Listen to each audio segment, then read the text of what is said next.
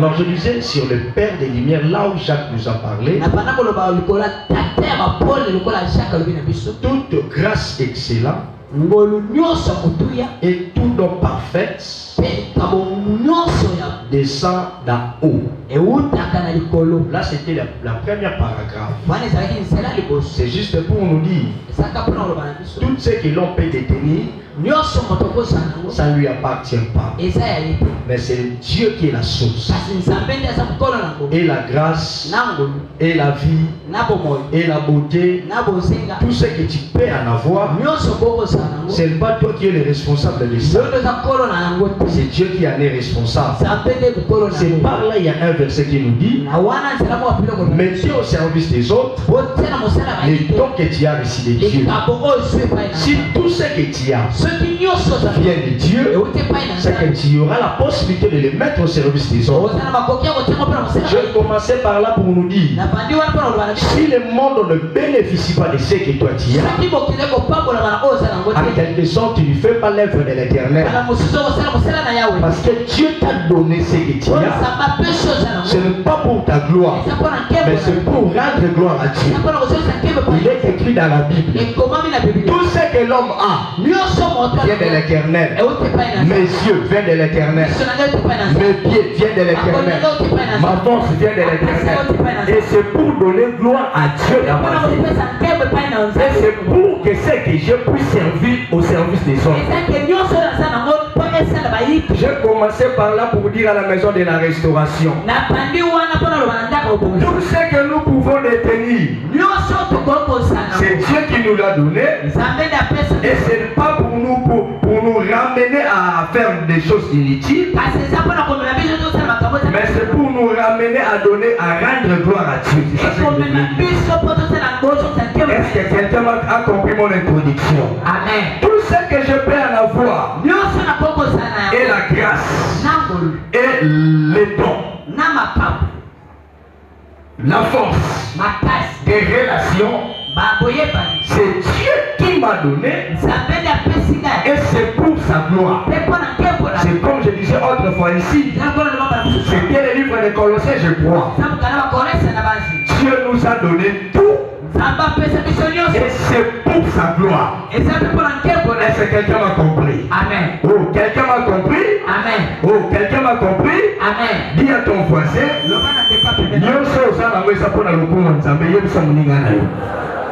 na yoki yote changer mutu mususu ya loba te yebise nyonso za na mweza pona lokumu nzambe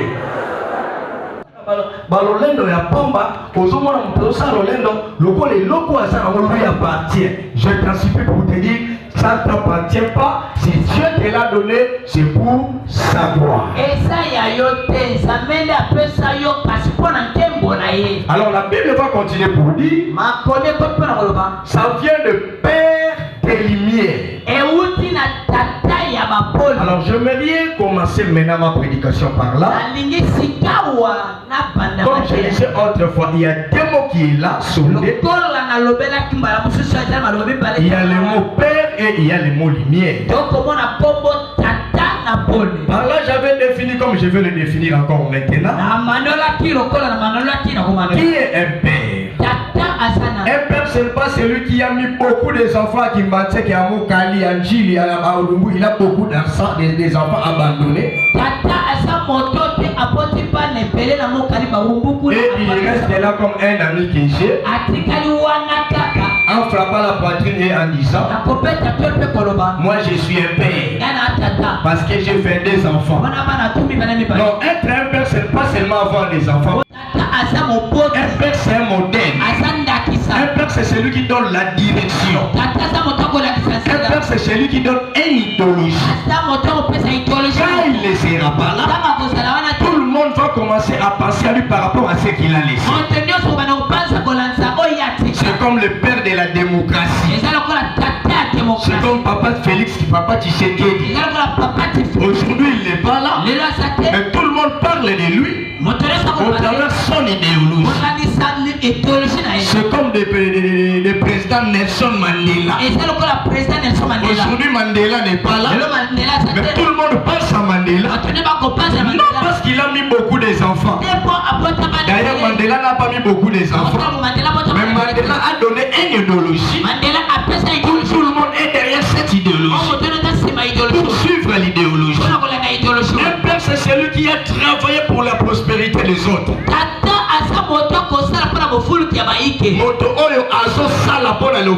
père, c'est celui qui travaille pour les salis des autres. Voilà pourquoi Jésus-Christ, je suis fier de l'appeler Père. Il a laissé les cieux, abandonné son trône, venu sur la terre pour donner la vie à une seule personne. Aux deuxième personne, aux plusieurs personnes. Voilà pourquoi la Bible nous dit le salut a d'aucun autre nom. C'est seulement au nom du Seigneur Jésus. Donc Jésus est le Père des autres. On n'est pas père parce qu'on a beaucoup d'enfants. Mais on est père parce qu'on a travaillé pour les autres. Un père, c'est celui qui travaille pour le bonheur des autres. Un père, c'est celui qui travaille pour le bonheur. Un père, c'est celui qui travaille pour laisser l'héritage. Pourquoi j'avais dit ici, je suis devant la femme samaritaine. Vous allez remarquer quoi? La femme samaritaine dira à Jésus, tu expliqueras que notre père Jacob, parce que c'était Jacob qui a travaillé à son temps, et quand cette femme est venue, elle est venue bénéficier de ce que Jacob avait fait. Jacob aussi dans son tour, il dira, j'ai travaillé et j'ai bénéficié de ce que mon père Isaac avait laissé. Isaac aussi à son tour, il dira, si les Philistins me convoitent, ils cherchent à me tuer, c'est parce que je suis en train de puiser dans les trous que mon père Abraham avait. C'est que tout père est là pour laisser quelque chose qui sera au bénéfice de ses enfants.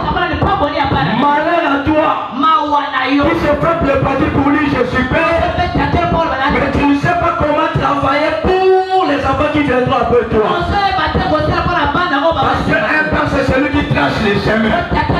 Mon père me disait ceci.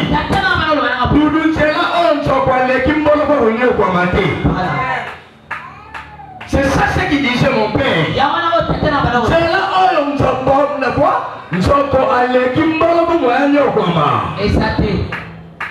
où oh, on n'a pas moli jamais ma casse pour la fille. Amen. Artiste. Ne sois pas comme les prophètes là. Il a travaillé comme prophète auprès de quelqu'un. Et un jour le prophète était mort. Les créations ont venu redemander ses enfants.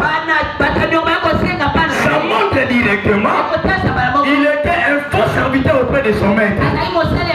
Parce que s'il était un faux serviteur, jamais tu as un problème. Je vous ai sifflé, vous avez béni. Où est la peine si maman bénéficie? Attends la bénéficier. Mais yo le col attend à l'eau. Et ça la camotika pour la malle. Il y a une grosse sango. Là travailler dans mon rôle là. On va venir à Simarabaï. Va bénéficier d'un ébélé. Là la pessinga amène à ma casse. Amen. Mais sois pas là pour dire que moi je suis papa. Moi je suis maman. Non, qu'est-ce que tu vas laisser après toi? Il sera comme un bruit. Ok, les enfants vont frapper la poitrine pour dire aux personnes, papa a vu ça que dans le petit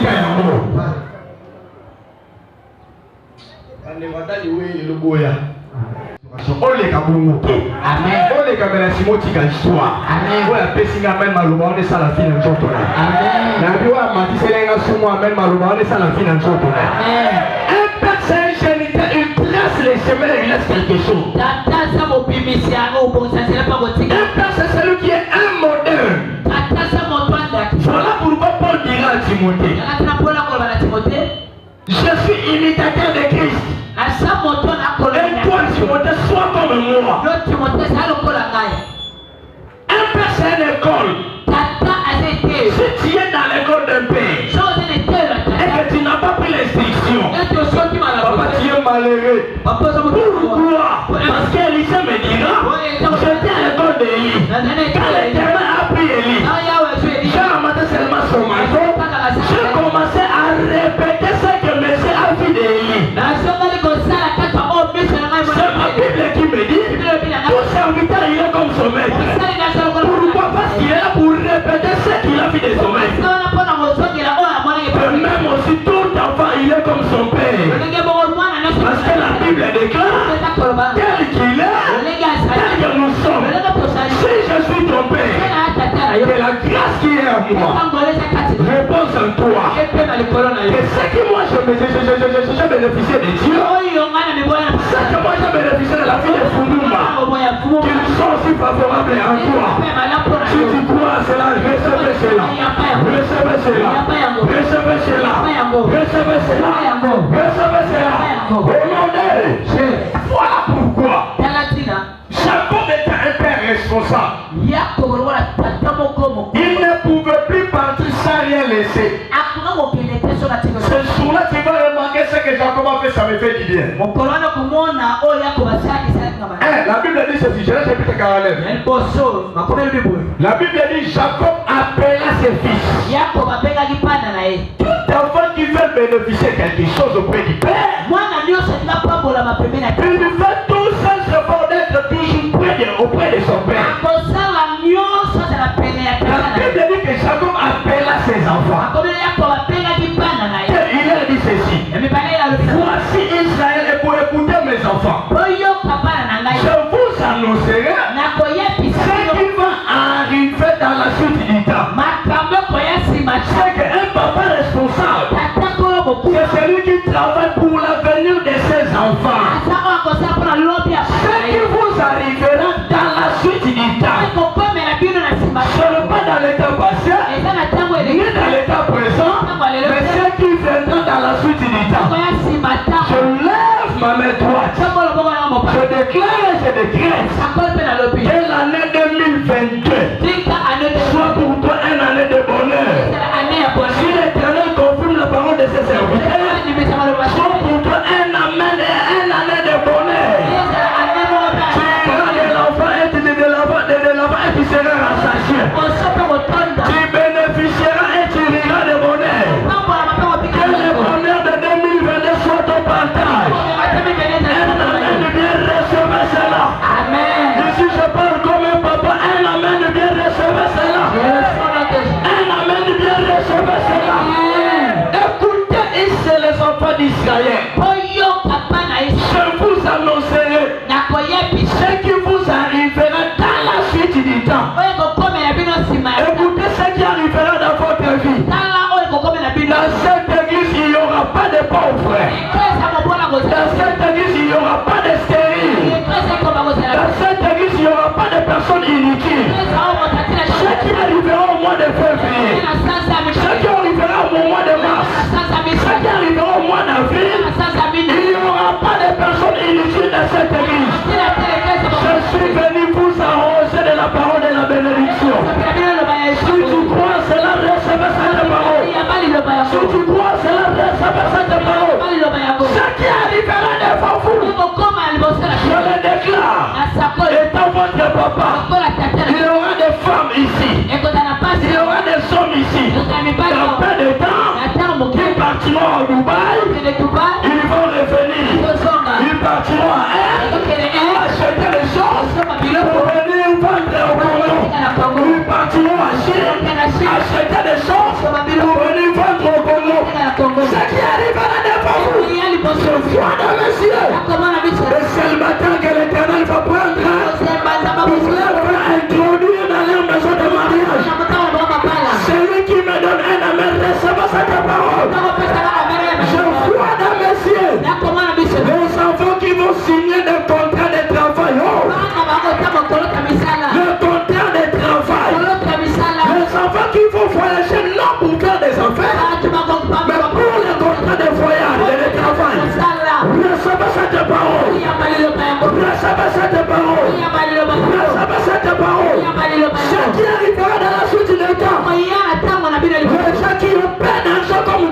promesses.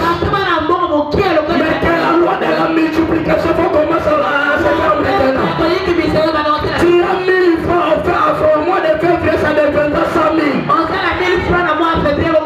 Tu as 100 000 francs au mois de mars, ça deviendra 200 000. Tu as 200 000 francs au mois de juin, ça deviendra 1 million.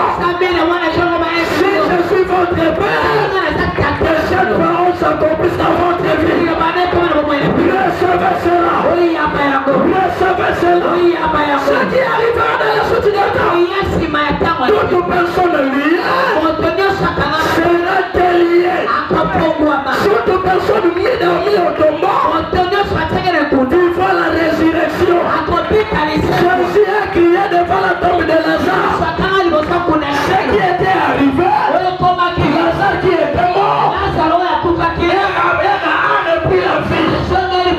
Je déclare, nous soyons couverts la vie d'ailleurs, c'est quoi? Oh, dans la vie, nous soyons couverts la vie d'ailleurs, c'est quoi? Baboma libala na yo na service yango. Na service yango. Amen. Baboma musala na yo na service yango. Amen. Amen. Yesolo maloba ya baba ko disama na vie na yo. Amen. Loba à 4 personnes dans la suite des temps je serai erré. Dans la suite des temps je serai erré. Dans la suite des temps je serai erré. Dans la suite des temps je serai erré. Là c'est pour le Père. À part le Père, il y a de lumière. La Bible nous a dit déjà, vous êtes la lumière. Une maison qui est placée dehors, en haut. Jésus voulait simplement expliquer pour nous dire, s'il y a des lumières, vous êtes des lumières. Pourquoi Jésus a dit cela? Parce que Jacob a donné déjà l'explication. Un jour c'était Joseph qui s'est présenté devant Jacob. Joseph dira à Jacob, écoutez, j'ai encore un son. La lune, les étoiles, et le soleil se prosternent devant moi.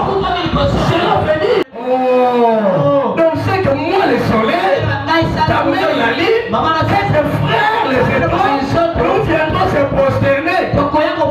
Genèse nous avait dit quoi? Toutes ces choses-là, ce sont des lumières pour marquer le temps. Quand Jésus nous disait que nous sommes lumières, pas pour créer quelque chose, mais c'est pour éclairer là où je serai. Voilà pourquoi je suis comme un grand lumière.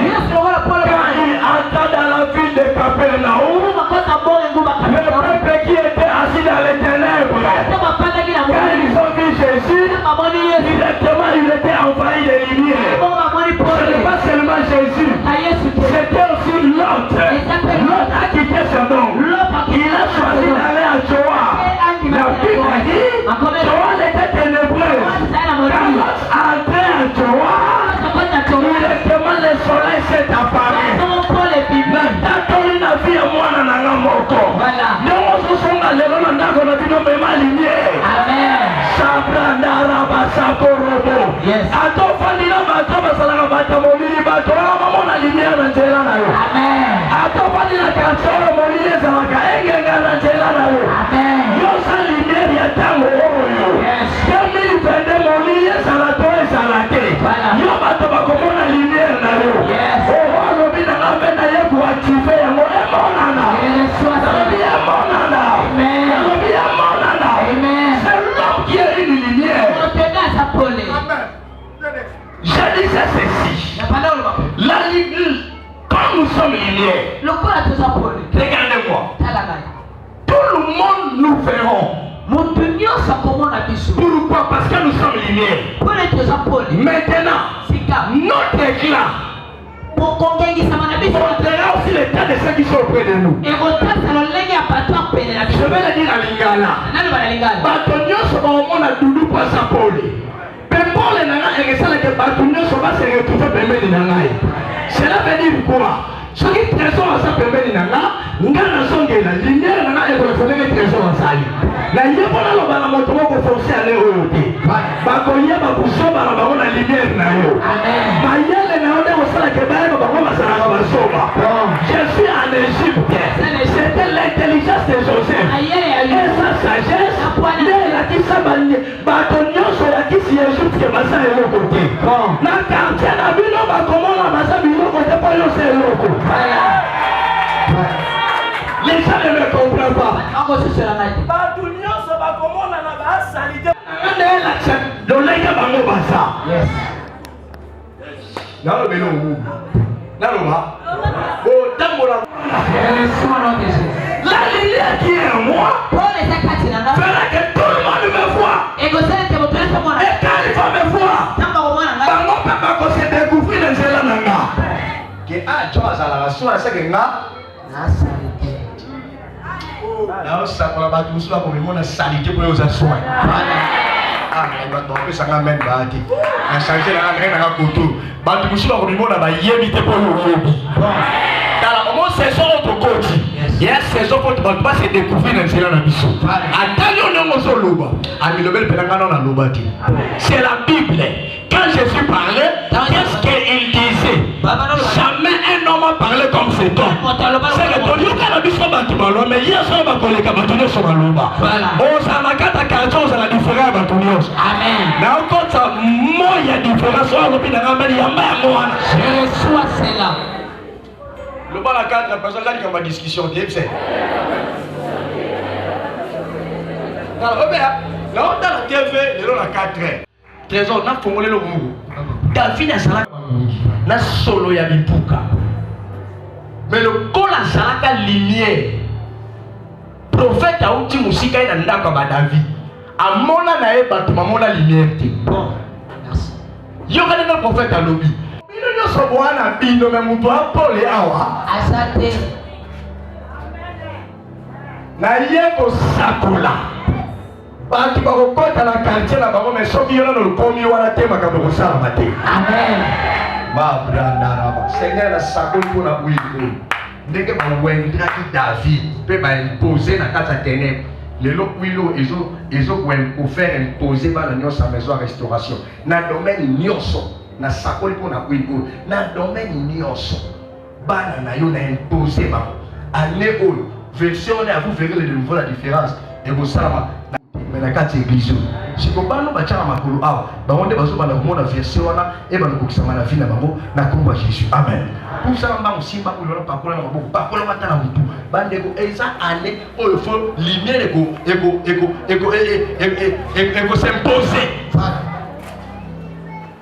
lumière eko s'imposer yes eko s'imposer yes ata bazo finga yo soko s'imposer on critique au fil wana ki ndumba na yo soko s'imposer yes c'est eza makasi c'est eza makasi bana ngebo zo ngana botika na mikolo bali c'est eza makasi toza na saison mo eza makasi la lumière va s'imposer Paul egomitia mananko la lumière ne négocie pas Paul est sur la gâté cette année Doudou ne va pas négocier avec quelqu'un mais je viendrai seulement pour m'imposer à ta place wana kombo na nesalaka te na komikotisa nazosambela moto moko aza bakotisa komboli na makasi na mosala na bango amen nalobi andaye nazomona promotion ezosalama na kati ya bana ebele na kati ekisa ebele baza aposte oyo oza nango semaine oyo tokobanda kobouge amen opesinga so amen nalobi oui wana impose yo amen papa tokosepose na maladi te na bastérilité te na kolelaka te mais tokosepose mpo toza lumière yes la lumière ne négocie pas avec les ténèbres Paul asololaka na molili te ne viens pas pour négocier ou non. Cette fois-ci c'est mon tour. Donnez-moi aussi. Oh non, boyo kenanga mawa. Papa, c'est ça que kenanga mawa ici. Voilà. Tu connais la saison où on est dans le lobby mais comme ça là. Yes. L'homme a déconné saison comme il y a aussi qu'on va parler de c'est.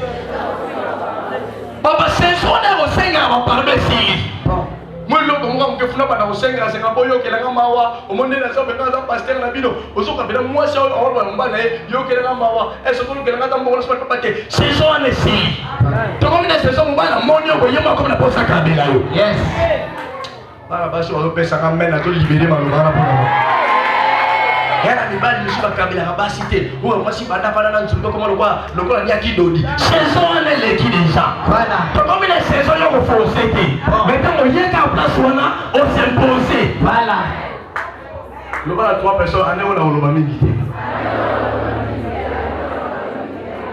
là toujours pour ça pas du pasteur on va pour ça le grand gars on met la commencer il m'aurait des bini muchopo on met la cette base sur muchopo na zolo na moto son libanga je ne force pas les choses je ne dis pas aussi à tout le monde mais je m'adresse à celui qui m'écoute parce qu'il y a des personnes qui ont des oreilles mais ça ne coûte pas moi je parle à celui qui a des oreilles pour écouter cette année on confrontait mes présences et pour s'imposer amen. On voit là ma place à côté comme il tourne dans le tigre la place pour ça passer là yo. On voit là ma place à misala tourne dans le voile là yo te pour yo sana nzambe. Donc on va faire ça avec ça m'a fini ngai. Et bolanda ngai. Et boleka ngai te. Pe ko kokisama. Na la pesa kama avec moi ndiko. Amen. Lukata moi 500 moi combien ta moi de. Sante. Mungu ekofanda wana. Bantu bakofanda wana.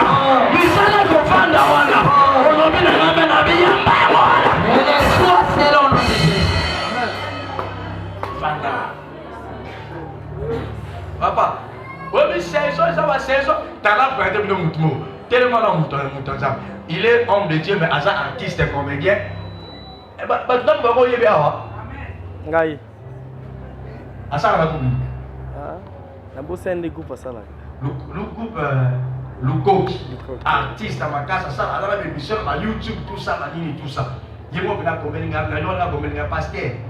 Dimanche, na voyage, na mi, ngaku balaka nga telekolo la kinga abana musika ayeto asa artiste makasi alekana badini tout ça asa wato asa wato banda wana que Dieu te bénisse papa toi saison wana soka yombo la kinga kene muna bande na ngabo na okanza moni na fendi mo ona ochelo mo loko mo bobu kaso yombo bandika kuluba banda Molimo na kofanda wa ekoteli. Papa tokota na ba anenyo so prometa biso bo sala te. Mais on a pas bino fama tambo lo bina na. Voilà. Loba la 20 personnes côté les vérité. Écoute les vérité. Na bi on pas ça la peine. Écoute les vérité.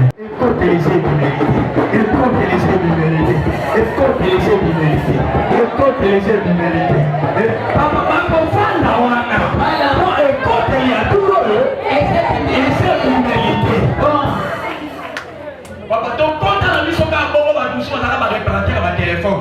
Mais nous on va tomber ta classe. Aussi on est contre les humilités. Après ça on est sur la capille, tout le monde a dap.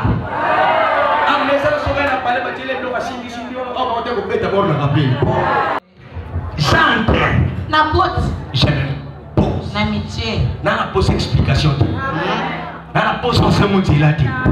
Mais le quoi yomo lingenga. Na koti. Pe Na vandi.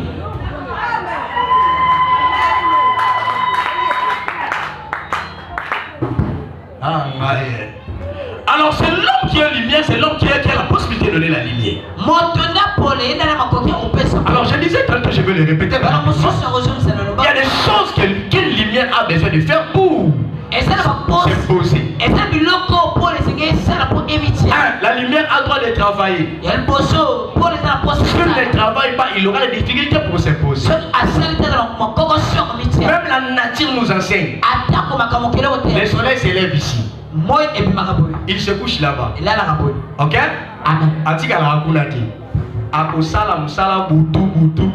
Musala oni. Azo tourner pas zo kakota utaki.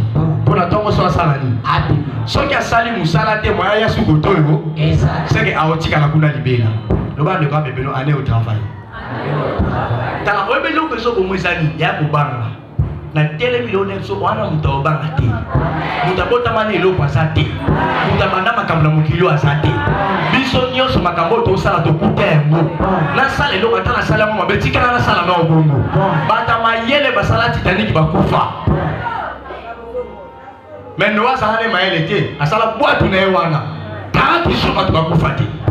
Ça m'a la cosa excellent. Mais Dieu a besoin de celui qui commence. Celui qui commence. Il s'est donné aller au banda. Il s'est attaqué à mon banda. Désolé au moins dans mon comme tu as l'onction, le besoin de travail. Le col a a 5 paquets spaghetti. Tu as mon coin. Tu vas te poser. Tu vas te poser. Élève le bangage.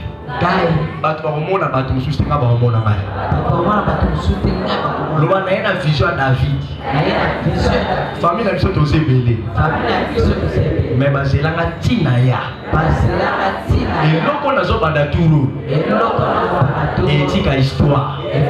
Koleka biloko nyonso na salanga tango eleki. Na pesinga mena makasi. Amen. Papa la saison est là. Il faut travailler. Je vous avais dit quelque chose. Regardez-moi, regardez-moi. Psaume 138. Est-ce que tu peux les répéter?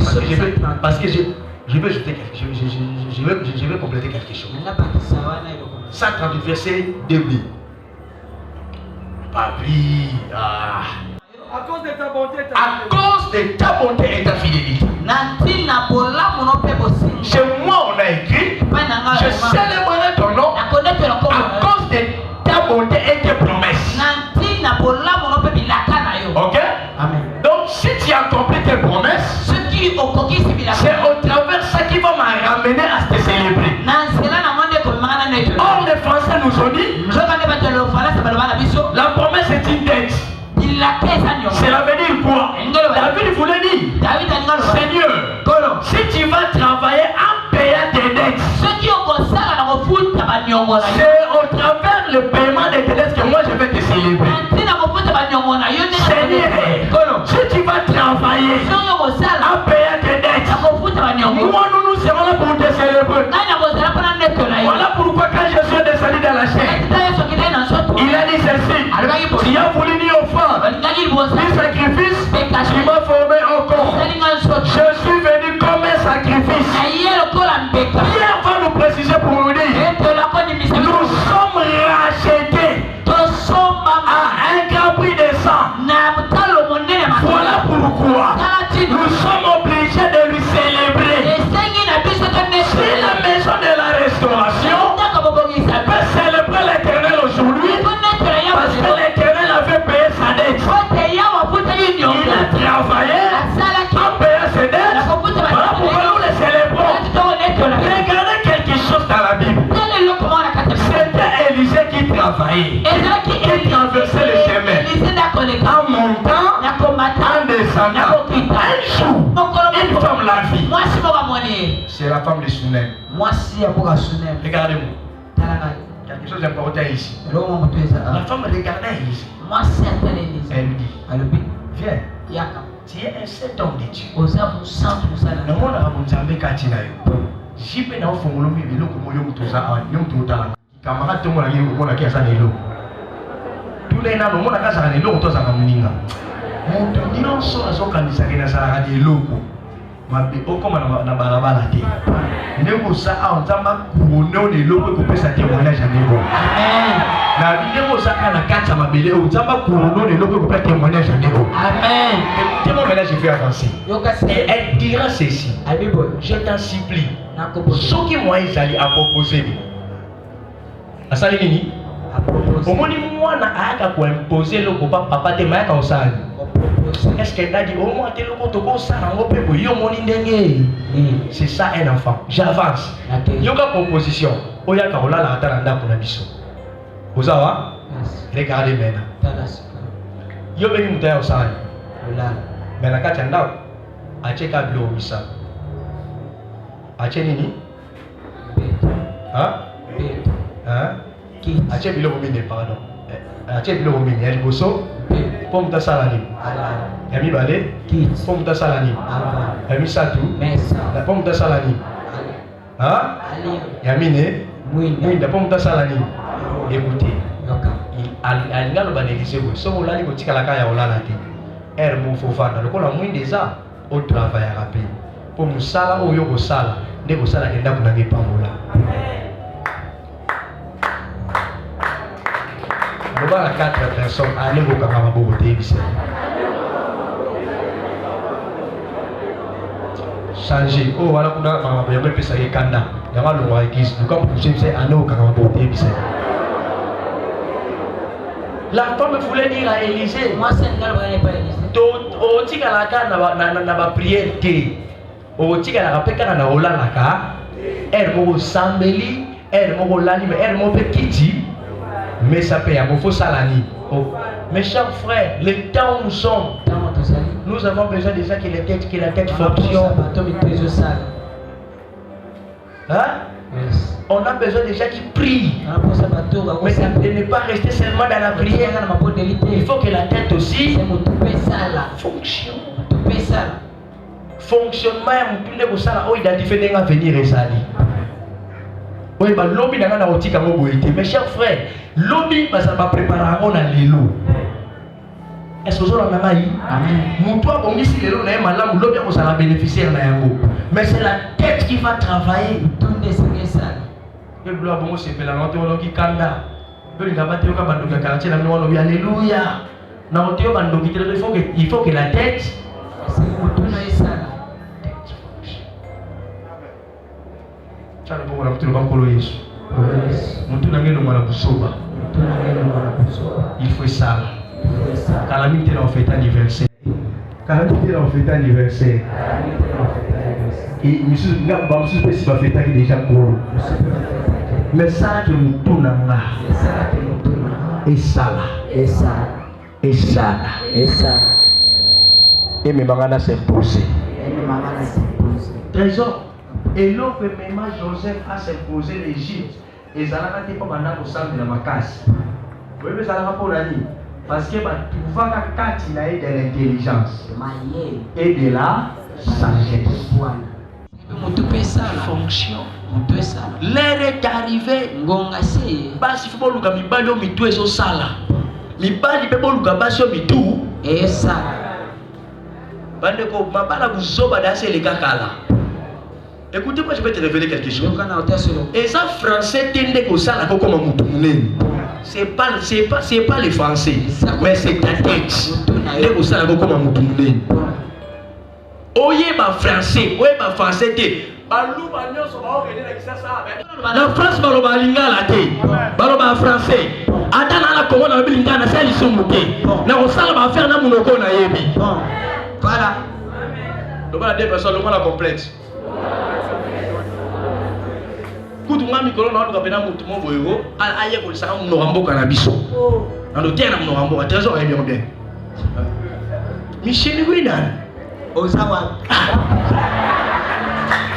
Voilà. Ozo yo kabino. Ah, mais trésor rigolo de Tikalibo. Hein?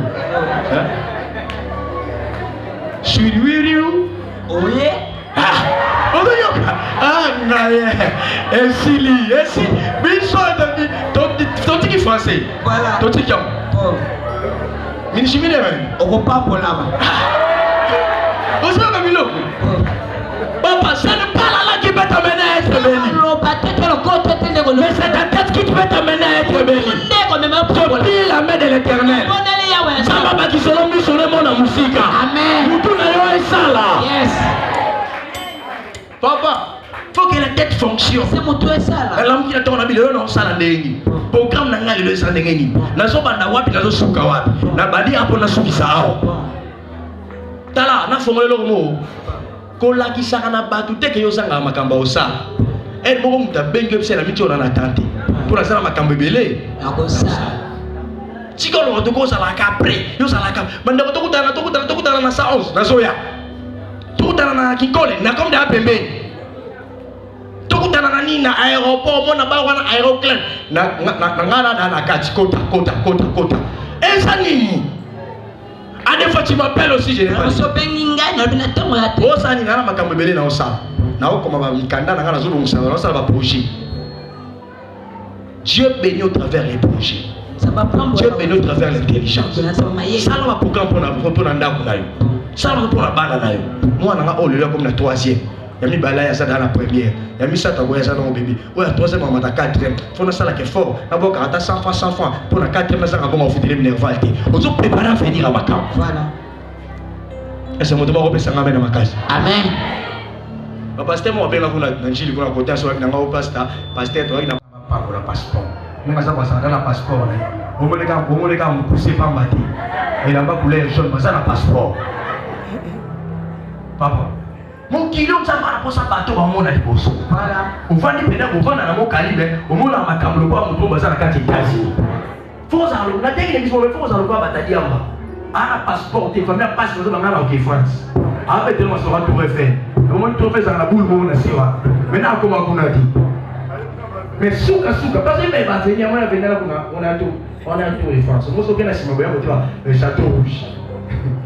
Na commaqué même quand on là haut avec ça qui la pour toi qui est l'église. Bon mon union c'est mon présence ça c'est que a osana ficha moulai. Maintenant le vélo moi abat tomber ta maïba.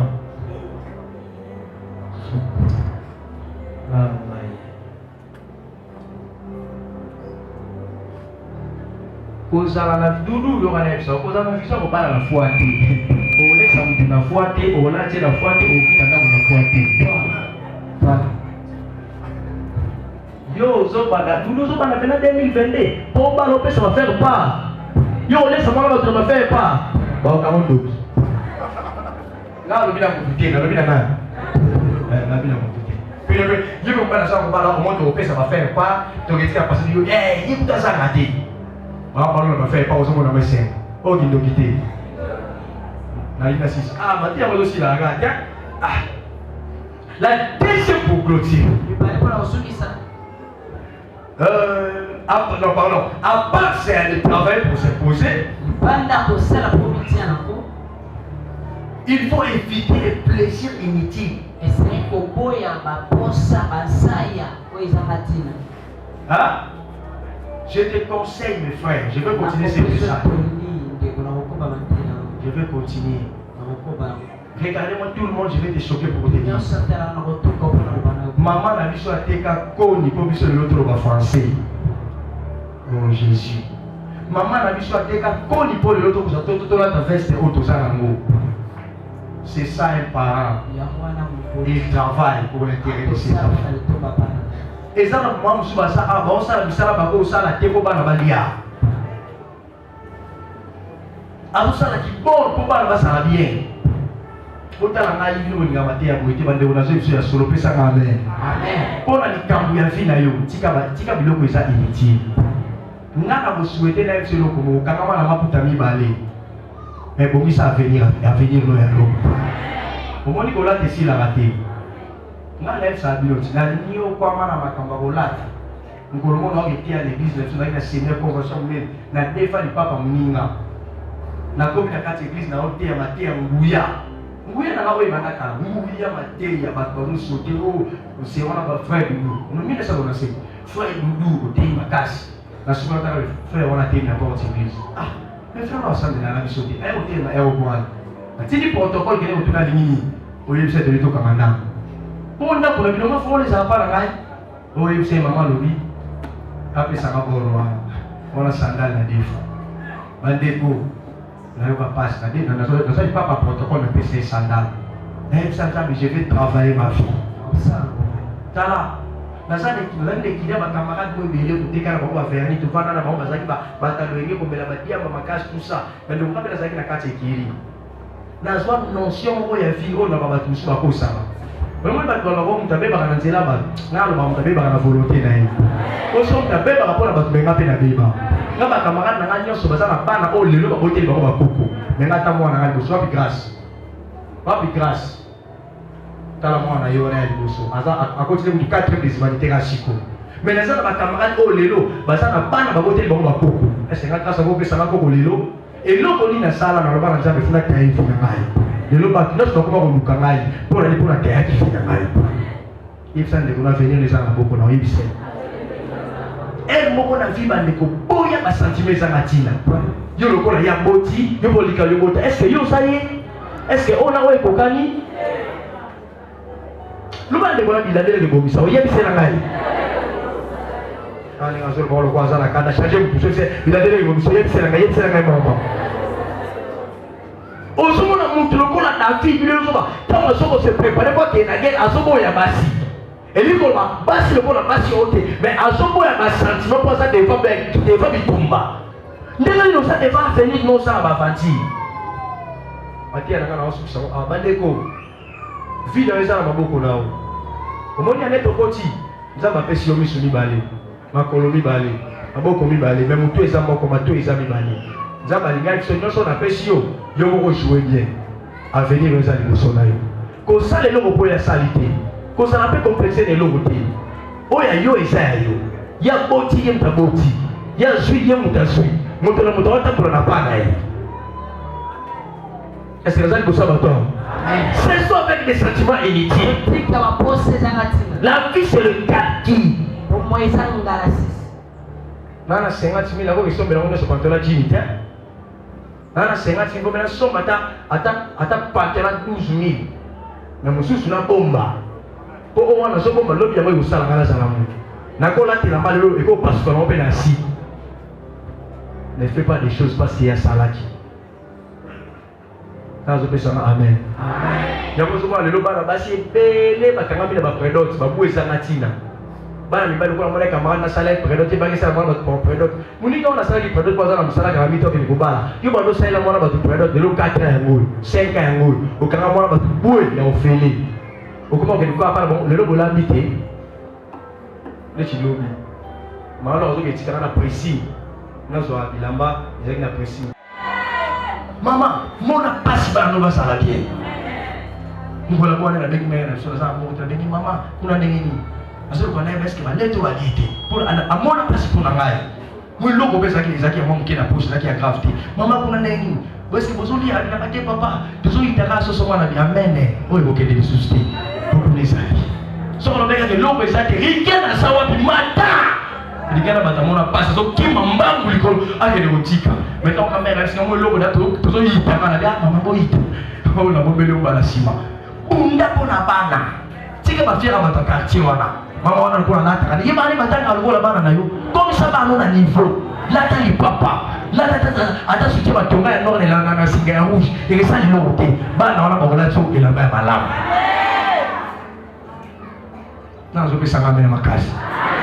Mutuna we sala ane otobi bango ndenge to kotite mituna biso sala nini esala boya bekiri zangatina ma frère boya bekiri ngana baka neo ngana na bekiri te préparer que non à partir de la mardi na mutuna osala na ovanda a semaine baba na mardi na ovanda a mercredi ti dimanche na osala ka a na linga sala ngamoko bomba to ko sala ngai aboka ngamtebo à partir de mardi na poko na osala a na linga sala ngai moko reculer pour mieux les années à nous, maman, papa, Tobi Mane Ogoite, Osa Nizali, Mouta Obomaka na Libala te. Mais courage na yo, et vous formulez ma porte. Les gens ont tous Obomaka na Libala, les gens ont tous Libala et Mounio Kolaï. Ça les faut définir côté ni au Gana cause à l'aise. Osa les locaux les comme Mosa à l'aise. Ils ont entendu ma casse. Il est mal pour l'autre samedi.